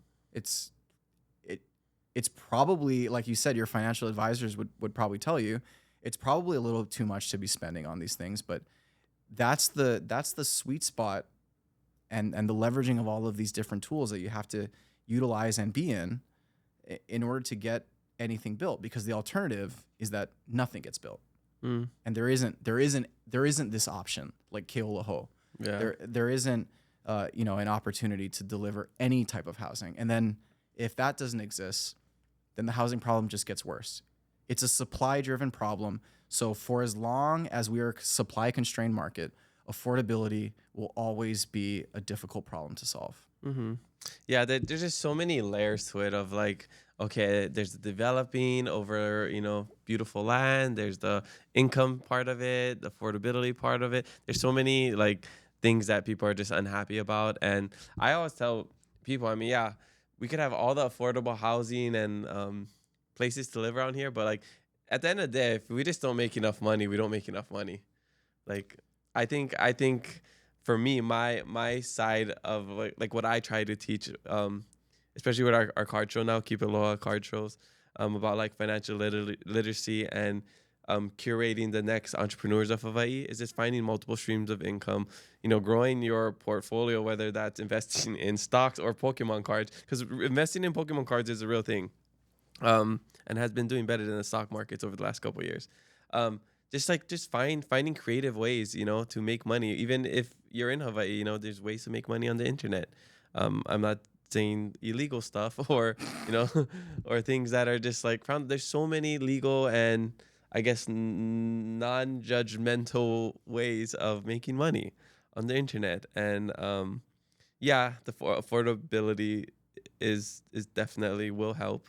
But at the end of the day, like for me, I just need to make more money if I want to live here and stay here. No, financial literacy is a key component of eventually being able to actually own a home. So we work with a nonprofit, Komohali Services. They offer they offer services to all of our tenants across our portfolio, and among those services are home ownership planning. And I'll tell you, it's working. We had a number of tenants living at our rental Halekuila place that moved out in November of last year, which surprised us because, like I told you earlier, most of our rentals operate at 100% occupancy, meaning people don't move out. And we had 6 people move out in 1 month, and it surprised us. So when we dug in deeper, we found out that the reason they moved out is because they had bought in the Ulana project on Pohukaina Street, just down the road. And they went from being renters in our affordable housing project to being homeowners in Ulana. Wow. And you know, it's not enough. Obviously, we don't just want 6 people doing that. We want as many people as humanly possible doing that. But that's proof that that these projects, they help people save up to build up their credit, to build up their financial wherewithal, and to eventually graduate from being renters into homeowners. Yeah. That's amazing. I think that's kind of like mission accomplished, right? When you see that. I mean, it's a bigger mission, but like just to see those little wins, right? It gets you excited and shows you like, okay, this is kind of the template. Like this is what you guys can follow to get over here. And maybe after Ulana, they buy a house. They buy a 0.25 acre lot on Oahu somewhere, if that's even possible. Yeah, I mean maybe. But you know what? For me, my guess is that the mission will never be accomplished. That I will die with the mission not being fully fulfilled. We might make a decent enough dent, but really, we're not going to make progress on this until we have a collective ethos behind building as much housing as we humanly possibly can as quickly as possible. Yeah. Which some people probably don't like that, but it's their kind of. Well, they cannot like it all they want, but that doesn't mean that their friends and family aren't going to move away. Yeah. That doesn't mean that more Hawaiians are going to live on the mainland or anywhere else in the world besides here. And you know, quite frankly, I don't care because those are 2 problems that I can't live with myself without trying to solve. I don't like the fact that my friends have all had to move away. I don't like the fact that my own grandmother doesn't live here and has to live in Vegas. Yeah, we love you, Mima. We love you, Mima. You're the best. And you know, if there's anything I do before the end of my career, it's find a place to bring her home to. Yeah. If she wants to leave those casinos, honestly. Half of it is the finding a place for Mima to stay. Half of it is getting Mima away from the casinos. Well, I can't help her with the casinos. From the Kino. But I can help her with the ladder. And The that's other something I half take is on you, seriously. Mima. Yeah, Good the other luck. half's on you, man. All right, so going back to the Mōʻiliʻili stuff, this one comes from Ke'alohi Wong. She's one of my friends and strong believer and resident of Mōʻiliʻili. She says, Aloha Kamaka and Kaloa, mahalo for setting time aside to vala'a. It's always great to see a local boy in a leadership role, often dominated by non-locals. As PM and lead on development, does Kaloa have a concern for a Hawaii-born keiki being able to live here in the future? Many projects and properties are funded, purchased, and owned by people outside of Hawaii. How does he feel as a local boy in these projects, and what is his forecast for locals living in Hawaii in 20 to 30 years? How much of Hawaii does he expect to be not Hawaii owned? That was an easy question. Well, I mean, I think the first part we understand about, like, how do you feel about the concern about people living here? So I think we know that. I worry. Yeah. I worry. I think we all should worry. I think we should all worry about our trajectory. And I say that because the solution is not easy. The solution is complicated, it's difficult, it's expensive, it's controversial. But if we, society, the state, the city, you know, any number of stakeholders that actually have sway in moving the dial a little bit, if we don't all commit to delivering housing as the goal, as the metric, then we just won't. And if I'm being honest with you, I have seen more friction in the development of things that Hawaii people can afford than I have in the market rate stuff. Among the most difficult things to do, and it shouldn't be this way, but among the most difficult things to do in our industry is to build affordable housing. Affordable housing is by every metric the most difficult type of housing to produce. It is far more difficult than a hotel. It is far more difficult than market rate housing, and it's not getting any easier. If we don't collectively as a society decide that this is the thing that we want to get built, then it will not get built. And if it doesn't get built, then the problems, all of the things that she's asking about in her question, will only get worse. Mm-hmm. All right. Thank you for answering that. There's a lot of other questions about Mōʻiliʻili. And I'm trying to sort through them because she had a question about the mural, which you already answered and gave the reason why you chose the EEV and the OO board. I'm trying to see like how hard of a question, or like what kind of pitch should I give you? Do your Curveball. worst. What's the worst thing you could do? All right. This one again from Kaloa says, at the Mōʻiliʻili neighborhood board meeting in April this year, also available on YouTube, Stanford Carr said they want to make Mōʻiliʻili like their Hale Kawila development South Kaka'ako. Mōʻiliʻili is an existing neighborhood with multi-generational families, one of the last town communities with seemingly affordable yet older units.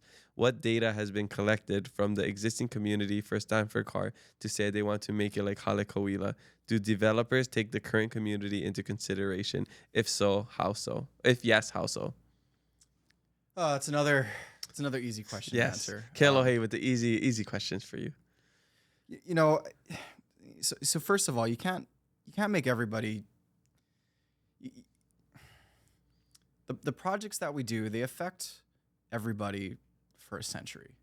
Like the project we just built on Eisenberg Street, that's going to be there for 100 years. You know, that's a concrete structure that's not coming down until, you know, both of us are dust and bones. Mm-hmm.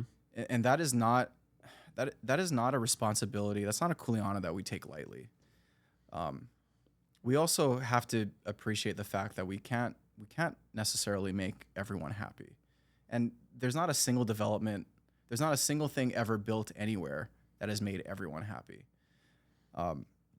With respect to what we did at Hale Mōʻiliʻili, and I always think it's interesting that people, or that it's easier to focus on the differences than it is to focus on the similarities.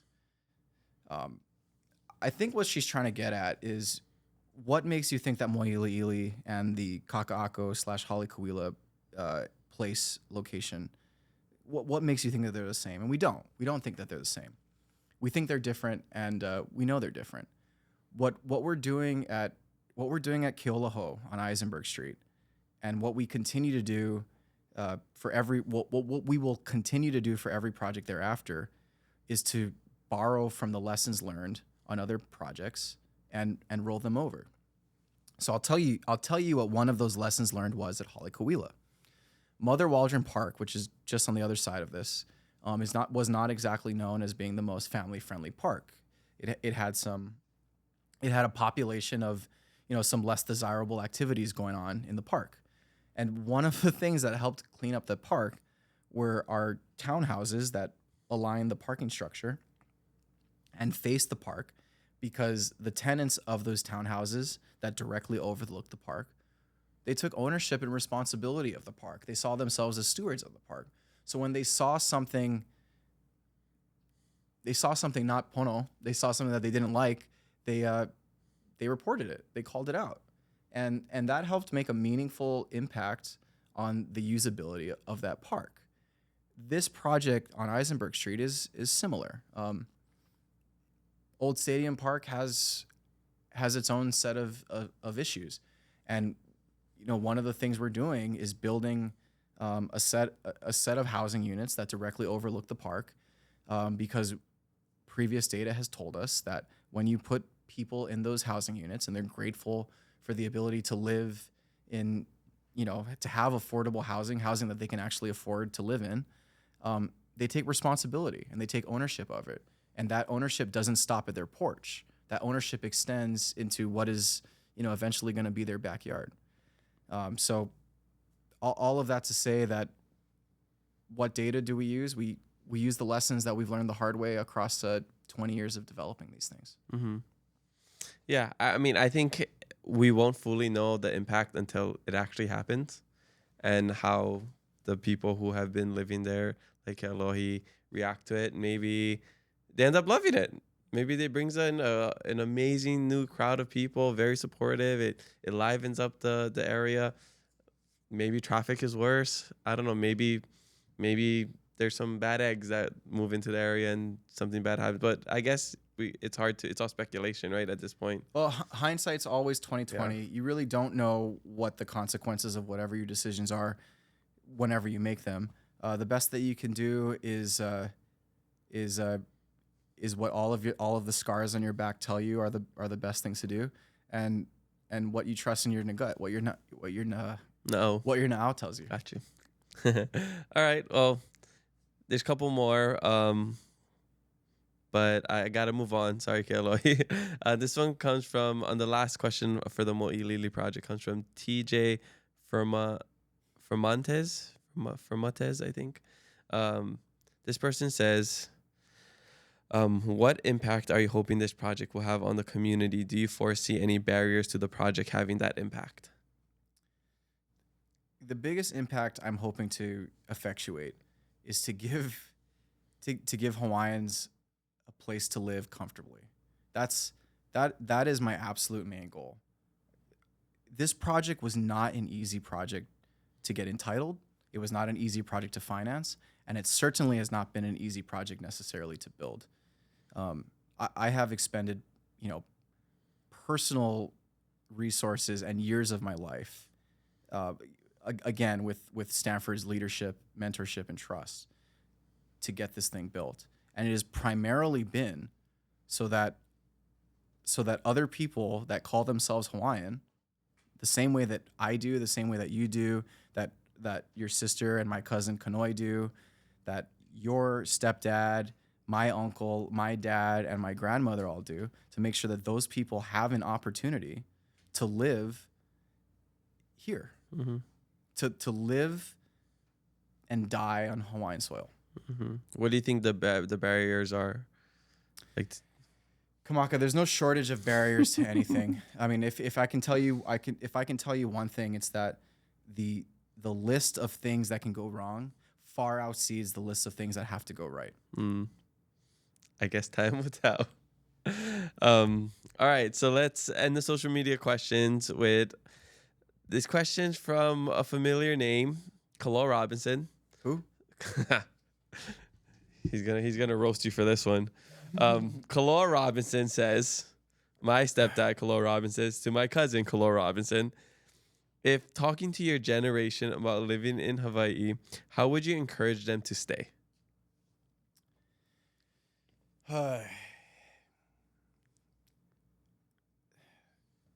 If I'm talking to other generations or my own generation in Hawaii and trying to encourage them to stay, I think the first question I'd ask them is where's your home? Is it here? Where did you grow up? Like where did you develop who you are? For me that was here.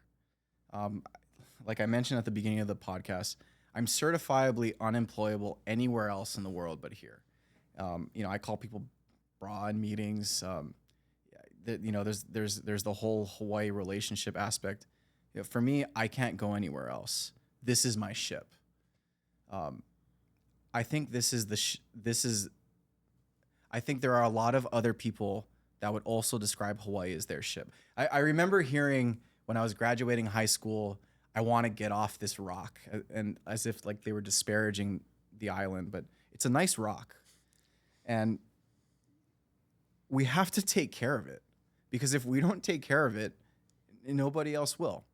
If you have a love for the state, if you have a love for the islands, and you have the ability to make a meaningful impact and improve the quality of life and the livelihood for yourself and for your friends and family, then stay here and do it.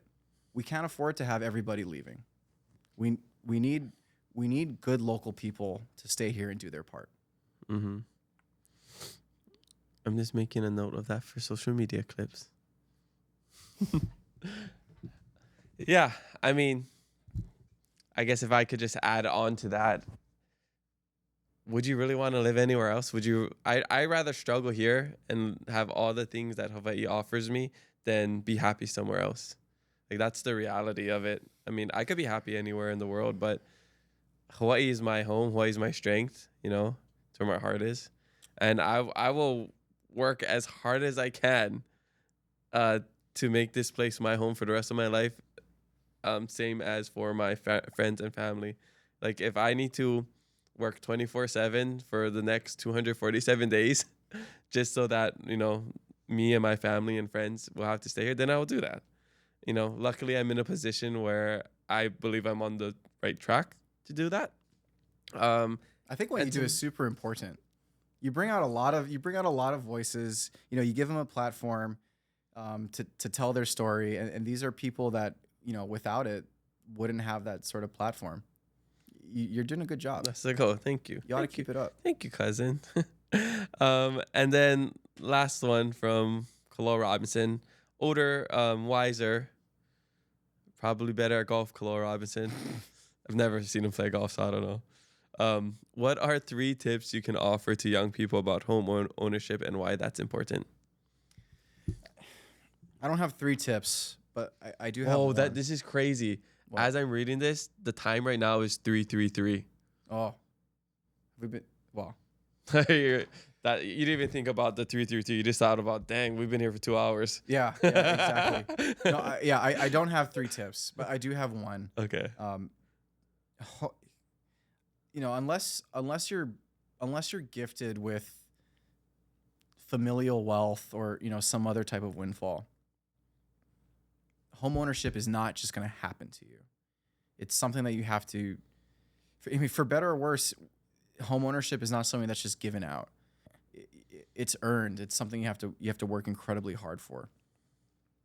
For those of you out there that have home ownership as a goal, you have to treat it you have to treat it intentionally. So my tip for anybody that desires to be a homeowner is to approach home ownership as a chore, to save properly, to invest properly, to budget yourself, to manage your credit, to do all of the things that you have to do, and treat it the same way you would treat doing your own laundry or cleaning your toilets. I mean, maybe do it a little bit better than that. You know, fold the laundry, etc. Like actually do it, but it will not happen to you. You have to put in the effort. You have to treat it like something, as an obligation, as a responsibility, as something that you owe to yourself. And if you don't hold that obligation in that highest of regard, it will be very difficult for you to eventually achieve it. Mm-hmm. Right on. Love that. Well, mahalo everybody for the social media questions. Make sure you leave some for our next guest, and maybe your question will make it on the podcast. We're coming to the back end of the podcast, and I like to ask all of my guests the same question about keeping it aloha. It's something I try to do every single day of my life. So I want to know, in your life, how do you keep it aloha? You know, I'm not really known for that. I was thinking about how to answer this question, and keeping it aloha is probably not something that my reputation would lend as my expertise. But, you know, I'll say that there's a little bit of a myth that aloha is just about being nice. I would say that rather than thinking of aloha as being nice, I would think of it more like tough love. So one of the ways I would, in that context, keep it aloha is hold yourself and the people you care about accountable to themselves to improve their lives and the lives around them better. We all have to take care of ourselves and each other, and we cannot let that fall to the back burner. Wow. That's a good answer. I wasn't expecting that out of you. Why? I don't know. I just wasn't. That was good. You gonna cry? A little bit. The whole time I was just thinking, when you said I don't keep it aloha, I'm like, yeah, you do. When we were over at your mom's house, and they were talking about driving from Hawaii to the airport in 15 minutes, and you were on my side. I thought that was the most keeping it aloha thing you could ever do. That was keeping it Kamaka. Yeah. Approved. All right. He just moved up on the cousin ranking list. I've always been at the top. I mean, I don't know. All right. You canceled our golf couple months ago. Sorry, bro. I'll take you golfing. Yeah. I mean, okay. if I'm being real, it wasn't your fault. It was the Kona low storms. Yeah, there was that. There was also that. Okay. All right. So, what is one thing you wish people knew about you that they don't? Oh, there's nothing that I want anyone else to know about me that they don't already know. And the things that I don't want people to know about me, I am taking to the grave. Good try. Well, we're good with that then. All right. What are you most proud of? It's Keʻolaho. It's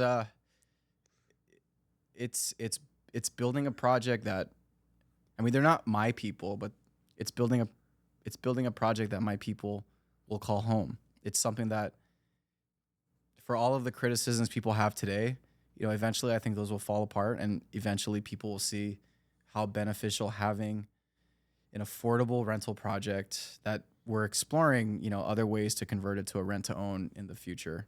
But that project is going to have immense benefits for the people that live there in ways that are difficult to describe. That project in and of itself is enough for me to, if and when we get it done, that project's enough for me to consider my career a success. It's your legacy project. I wouldn't say it's my legacy. It's because it's not mine.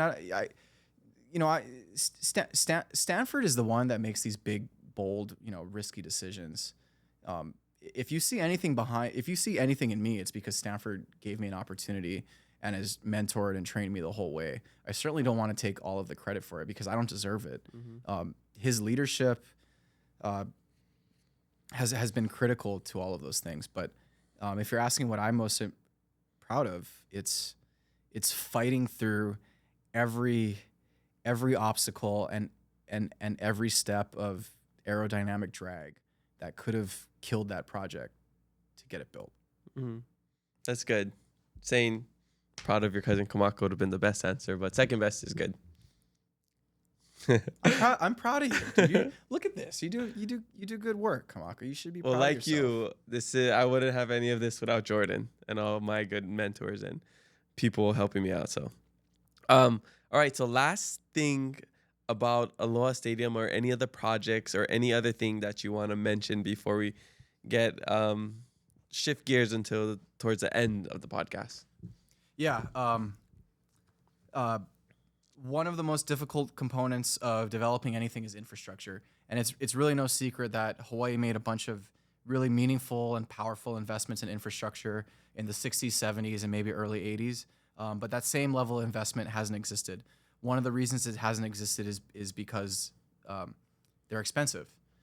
It turns out that all across the country, there's a financial program, a methodology of paying for infrastructure that's referred to as tax increment financing. And put simply, what that is taking future revenues generated by the development of things above the infrastructure. So think of that as property taxes, general excise taxes, transient accommodation taxes, not new taxes. These are existing taxes, but importantly, revenues that wouldn't exist if the infrastructure that you built wasn't in there. It's taking those revenues and using those revenues to directly pay for the infrastructure.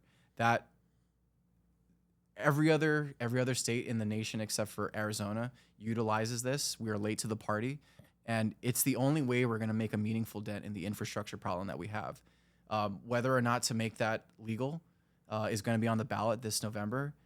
So to all of your listeners and to everybody else, please vote yes. This is the most efficient use of future tax dollars. And the best part of it is that once all of the infrastructure is paid off, those are future revenues and tax dollars that will go to paying for fixing the new roads, and improving our schools, our police force, our firefighting force, all of the city and state services that we're used to. So please vote yes on the constitutional bill for this November for resilient infrastructure for shelter and equity, or RISE bonds. Okay, right on. So who do we complain to if Aloha Stadium isn't built by 2029? Me and Stanford. Call my boss. Call 1-888-246-5291. Hopefully you guys don't call that number because I just made it up. Yeah, that's not a number. That's someone's number. That's someone else's Not number you just put 1888. out there. 1888. It's always toll free. I Oh, thought. did you say? I said 1888. I thought you said 808. 1888. You can try 1808 and the number I just said. You guys can try that. All right. So we're all good on the business and project side. Yeah. Okay. Because I just wanted to dive in before we start to wrap up about your personal life. Like, what is Kaloa when he's not working and working these huge, enormous projects? Because I know you're a triathlete. That's something you should be proud of. Yeah, I mean, if 418th place counts as a triathlete, then yeah, I'm a triathlete. You still placed? I'm a voracious reader, so I try to read as much as humanly possible. At least devote half an hour a day to reading. That's crazy Yeah. because I don't think you read my book. I haven't yet read your book. Is it good? Should I read it? I think it's good. Did you give me a copy? I'll get you a copy. Do I have to after. buy a copy? We got extra. All right, yeah. It obviously didn't sell out. I do a decent amount of reading, and I have recently really enjoyed destroying my handicap on the golf course and biking. So for all of your readers out there that drive down King Street, please look behind you when turning left so you don't lay out a biker in that bike lane. Yeah. And what color is your leotard? Sorry. My leotards are a range of colors, but whatever leotard I'm wearing, I look like a highlighter on wheels. Most likely you will get recognized after this podcast. So make sure you wear really nice leotards. Do people watch this thing? Some, a couple hundred. All right. So what is your future goals? I mean, beyond, like the workspace, are you trying to do marathons, ultra running kind of things? Future personal goals, retirement in 20 years? Yeah. So all of these are great questions. Really, a whole bunch of my life is focused on the work I do. The work I do is incredibly important to me. If I think about all the things that really matter to like a productive and healthy society, it's the 3 H's. It's housing, healthcare, and higher education. I'm not a doctor, and I'm also barely educated enough to educate myself. Certainly not educated enough to educate anyone else. So I don't know anything about those two, but I do know a lot about housing, and I take that seriously and personally. We all do at SCD. It's part of our culture. So the work that I'm doing, the work that we're doing, is a huge part of who we are. So for the next 5 to 10 years, I'm devoted to making sure that Hawaii gets itself a stadium and a surrounding entertainment district and 4,000 to 4,500 more residential units. I'm also interested. I also take personally the idea that we need to have a financial tool that gets more and more robust infrastructure developed. But if I'm talking to you about my personal life, I'd really like to see my handicap come down 4 strokes. That'd be nice. All right. Do you need some golf lessons? Or? Yeah, but not from you. Okay. No, I can connect you with people. Oh, do you know a golf instructor? Yeah, I do. Is it you? No, it's not me. I don't take credit for any of the things that I do. I am me because of the people in my life. But I just did my first tournament at is it called the one in Kapolei? Hawaiʻi. Is it Hawaiʻi? Prince. Prince. And I shot pretty well. I like 100 and what? Well, we just did the best ball, but I had really they used some of my shots for the best ball. Oh, good. Like I think you will be impressed when we golf together. It sounds like I will be. Yeah, like I can hang, and I've only golfed less than 10 times in my life. Okay, bro, I'm in. Let's go for real though. Let's go for real. Yeah. All right. Before we get to opening the Pokemon cards and wrap this up, can you share a life hack with us? Yeah, I can share a life hack with you. 2 life hacks. One simple one a little bit more complicated. The first one is that if you live in a condo and you have your hot water heater in your unit, it's probably not connected to a timer, and it's definitely not connected to solar hot water heating. So if you go on a trip, turn it off. It'll save you some electricity. Number 2 is when you're going on a trip, before you leave, fill up a cup of water and freeze it. Once it's frozen, put a quarter on top of the on top of the ice, and then leave it in the freezer. Well, if you come back and you check your freezer, if the quarter's still sitting on the top of the ice cube, that means that your electricity didn't go out, that your food didn't unfreeze, and that your food is still safe to eat. Wow, I never heard about that or even thought about doing that. That's crazy. How did you learn that? I read a book. That's two really good life hacks. Thanks. All right. When's the last time you busted open some of these packs?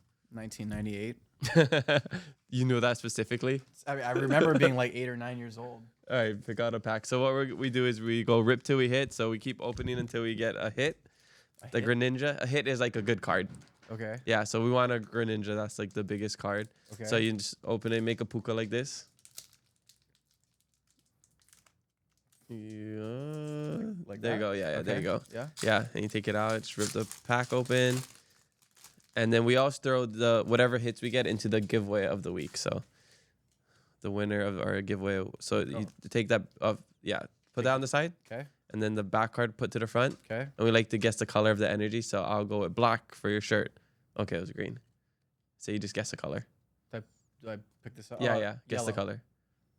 Brown. Oh. Power to the people, we call that one. Ah.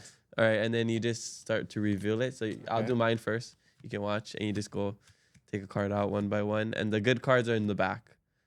So we'll see if I get a hit. I didn't get a hit. I got cooked. So you got to carry the team. Okay. Represent our family. Don't bring this honor to the family.